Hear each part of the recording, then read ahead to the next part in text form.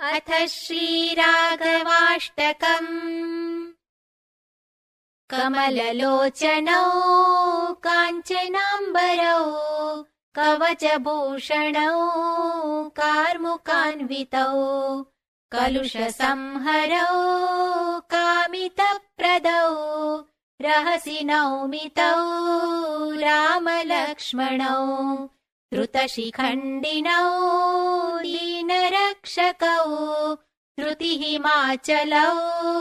दिव्यविग्रहौ दिविजपूजितौ दीर्घदोर्युगौ रहसि नौमितौ रामलक्ष्मणौ पवनजानुगौ पादचारिणौ पटुशिलीमुखौ पावनाङ्घ्रिकौ परमसात्विकौ भक्तवत्सलौ रहसि नौमितौ रामलक्ष्मणौ वनविहारिणौ वल्कलाम्बरौ वनफलाशिनौ वासवस्तुतौ वरगुणाकरौ वानरार्चितौ रहसि नौमितौ रामलक्ष्मणौ घनतडिन्निभौ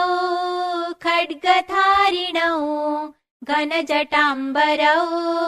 खण्डितव्यथौ करशिलीमुखौ करकरप्रभौ रहसि नौमितौ रामलक्ष्मणौ सवनरक्षकौ सत्यसङ्गरौ समरभीकरौ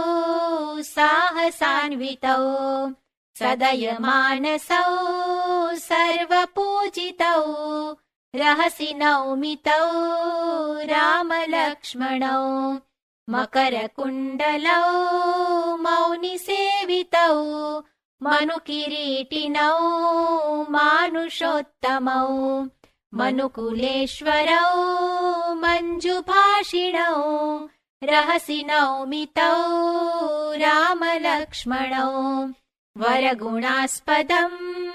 राघवाष्टकम् रहसि यः पठेद् रामभक्तिदम् रहितकल्मषम्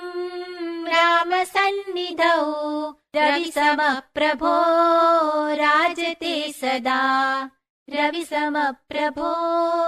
राजते सदा।